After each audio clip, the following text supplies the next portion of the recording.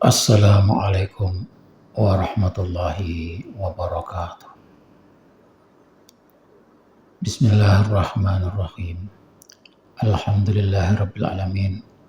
Allahumma shalli ala sayyidina Muhammadin wa ala alihi wa sahbihi ajmain. Amma ba'd. Saudara-saudariku, sahabat, kerabat, teman dan sedulur semuanya. Doa saya untuk saudara-saudari semuanya, semoga selalu dalam keadaan sehat walafiat.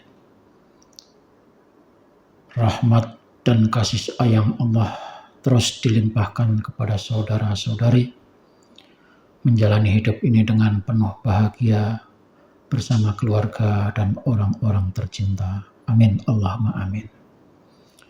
Saudara-saudara sekalian yang saya hormati, Buya Qurtubi sudah sekian lama menjanjikan akan meledakkan bom nuklir untuk membungkam mulut Ki Haji Imaduddin Osman Al-Bantani. Sekian lama kita tunggu kapan itu bom nuklir meledak. Hampir setiap hari, setiap waktu, setiap saat kita intip terus apa yang dilakukan dan apa yang dikerjakan oleh Buya Qurtubi. Pikir saya sudah begitu banyak materi yang dirangkum untuk menjadi sebuah bom nuklir. Ternyata ada informasi, bukan bom nuklir yang dicipta, tetapi kentut yang diledakkan, sehingga baunya menyengat kemana-mana. Orang yang tadinya sadar karena mencium bau kentutnya Buya Qurtubi yang katanya itu adalah bom nuklir, orang itu sekarang tepar karena bau yang tidak sedap itu.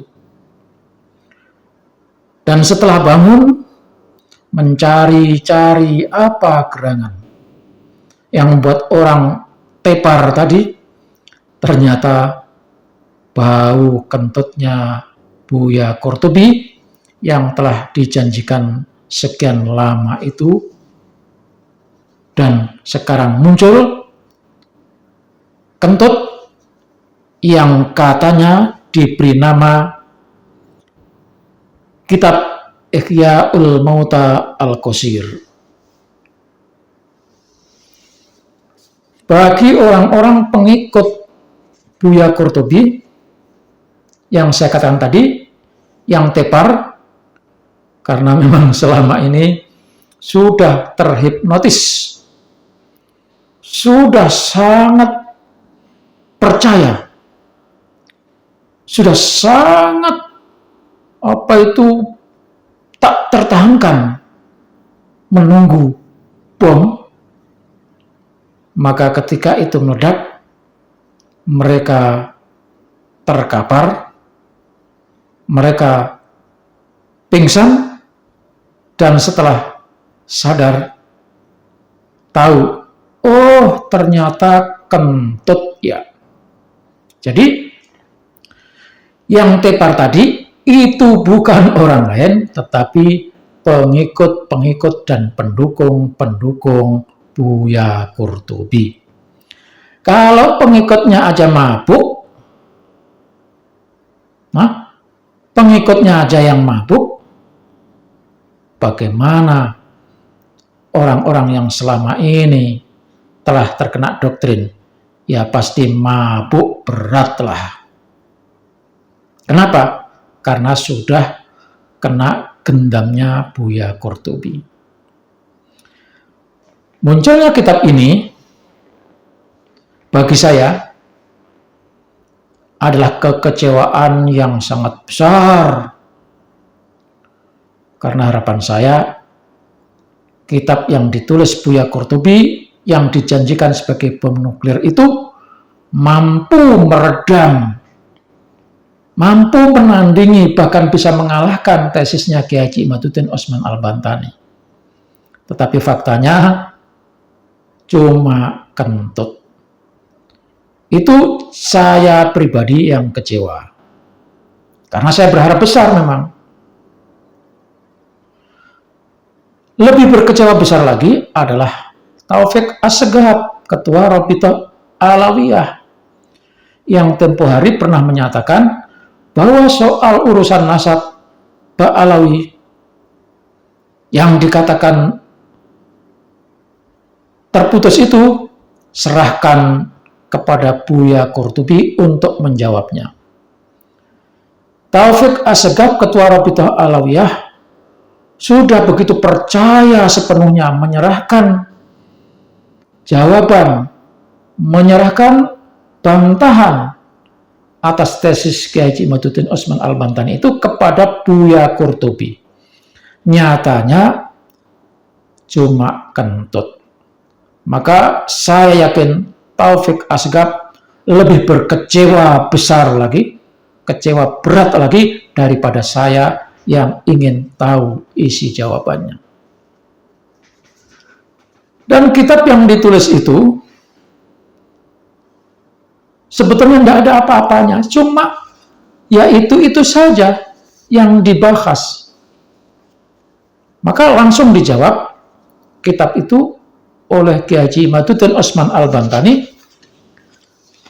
Dijawab dengan kitab, ini orang hebat.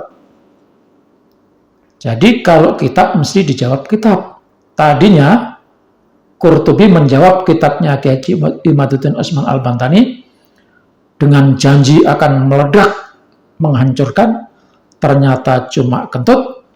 Maka walaupun kentut tidak masalah, Kiai Haji Imaduddin menjawab kentut itu agar tidak menyebar kemana-mana, membuat orang mabuk atau membuat orang pingsan. Jadi kentut itu mesti dijawab dan harus dimusnahkan.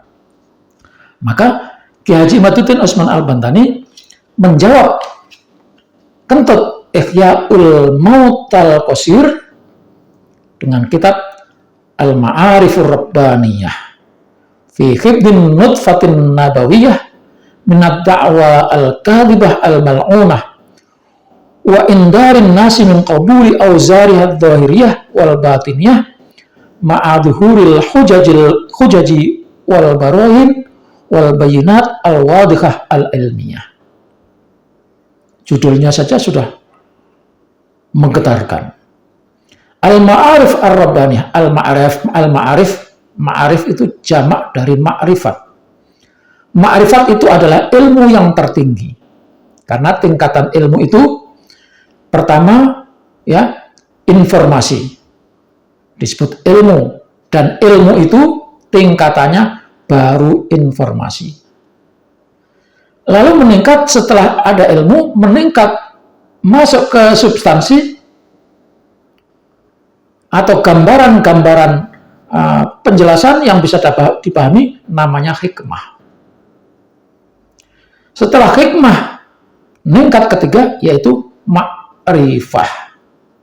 Jadi ma'rifah itu adalah ilmu tingkat tinggi, sudah melalui proses keilmuan, sudah melalui proses hikmah, dan proses paling mantap karena ma'rifah, ilmu juga ma'rifah kepada Allah Subhanahu wa Ta'ala. Jadi saudara sekalian, tingkatannya itu ada tiga. Yang pertama disebut ilmu, yang kedua ada hikmah, dan yang ketiga adalah ma'rifah. Ilmu itu digambarkan oleh Ali bin Abi Thalib. Orang yang berilmu itu bagaikan orang yang mengitari danau. Maka dia hanya muter-muter saja di danau itu dan tidak mendapatkan apa-apa. Itu baru ilmu dan informasi. Ilmu harus ditingkatkan menjadi hikmah. Ya, karena hikmah, orang yang punya hikmah, itu bagaikan orang yang menyelam di dasar laut, maka dia akan mendapatkan banyak kekayaan. Sudah sampai hikmah, harus ditingkatkan lagi menjadi ma'rifah. Karena ma'rifah itu adalah tingkatan naik kapal menuju keselamatan. Nah, kitab Ki Haji Imaduddin Usman Al-Bantani itu adalah ma'rifah. Ditambah lagi Rabbaniyah yang bersifat ketuhanan langsung setelah melalui proses sehingga mendekatkan diri kepada Allah Subhanahu wa Ta'ala. Nah, kitab ini ditulis untuk menjaga jangan sampai nutfah nubuah, keturunan-keturunan Nabi Sallallahu Alaihi Wasallam itu diaku-aku ya, dari orang-orang pembohong yang dilaknat Allah. Judulnya panjang dan menjelaskan isinya, tapi bolehlah saya sebutkan saja singkatnya. Nama kitab Ki Haji Imaduddin Usman Al-Bantani untuk meredam kentut Ihya'ul Mauta Al-Qasir itu adalah Al-Ma'arif Ar-Rabbaniyah. Untuk apa kitab ini ditulis? Raddan, membantah, menjawab Lihidyani Qurtubi lebak, ngaconya Qurtubi, stresnya Qurtubi sehingga ngomongnya ngaco, dan kacauannya itu ditulis dalam kitabnya Ihya'ul Mauta Al-Qasir. Artinya menghidupkan orang yang mati. Al-Qasir mungkin yang dimaksud adalah kitab kecil, kitab pendek.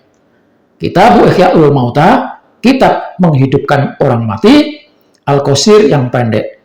Mungkin kitabnya pendek. Tapi sampai saat ini, terus terang saja, belum banyak diedarkan. Belum banyak diketahui orang, entah di mana ini bagaimana caranya mendapatkan kitabnya Buya Qurtubi ini. Karena sampai sekarang saya mencari-cari, browsing di internet, belum menemukan kitabnya Kiai Haji Buya Qurtubi ini. Jadi kitab Kiai Haji Imaduddin Usman Al-Bantani itu adalah bantahan terhadap ngaconya Qurtubi yang ditulis dalam kitab Ihya'ul Mauta Al-Qasir. Saudara sekalian, saya cuma membaca sekilas dari apa yang ditulis oleh Ki Haji Imaduddin Usman Al-Bantani dalam kitabnya Al-Ma'arif Ar-Rabbaniyah. Terus terang saja, saya belum tahu dan belum melihat, belum membaca kitab Ihya'ul Mauta Al-Qasir yang ditulis oleh Buya Qurtubi itu.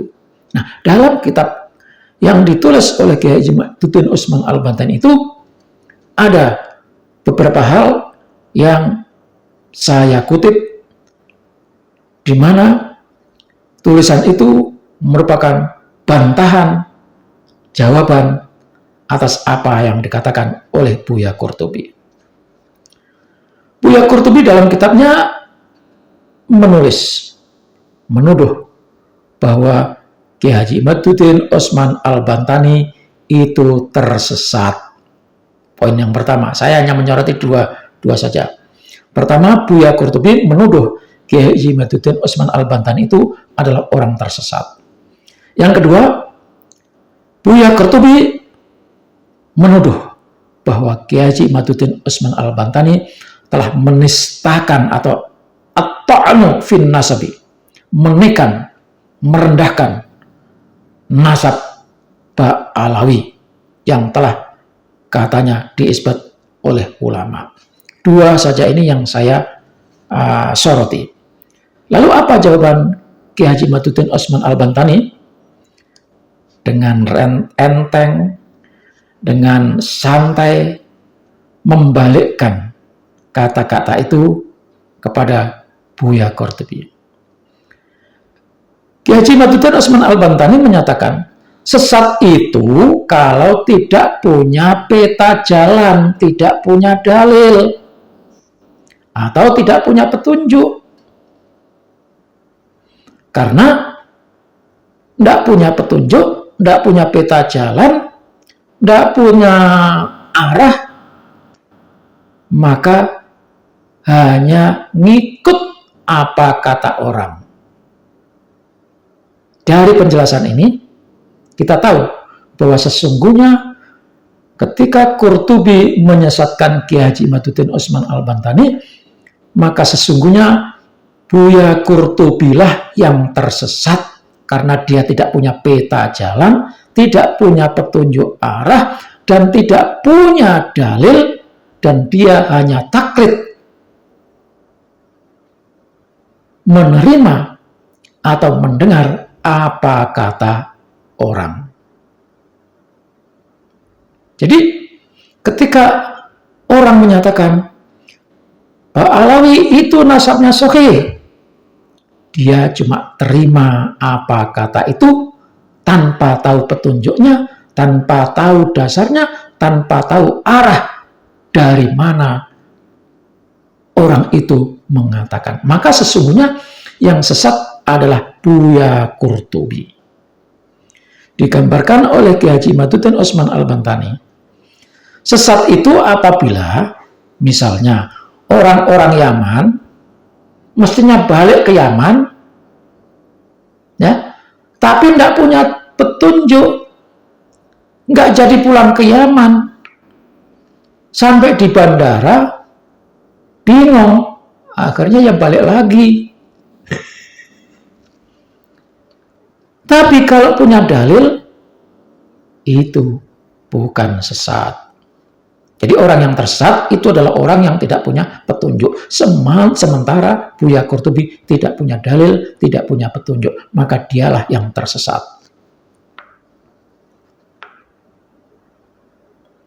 Beda antara orang yang punya dalil dengan orang yang tidak punya dalil. Orang punya dalil pasti sampai kepada tujuan. Tapi nggak punya dalil,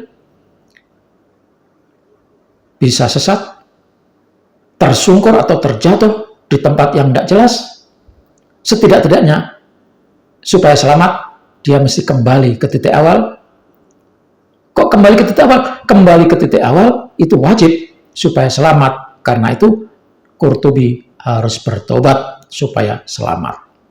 Kalau diteruskan, karena nggak punya dalil, nggak punya arahan, pasti tersesat. Maka supaya selamat, dia harus kembali, dan kembali itu artinya bertaubat. Yang berikutnya soal ta'an. Ta'an itu bahasa Indonesianya bisa dikatakan menistakan, menghinakan atau merendahkan sebuah keturunan. Contohnya, misalnya, anak keturunan si Jabir itu bajingan semua. Itu namanya ta'an fin nasab. Si Jabir atau Jafar itu keturunannya penjahat. Itu namanya ta'an. Atau bajingan, itu namanya ta'an. Kiai Haji Imaduddin Utsman Al-Bantani tidak pernah menyatakan, tidak pernah menghujat, tidak pernah menistakan.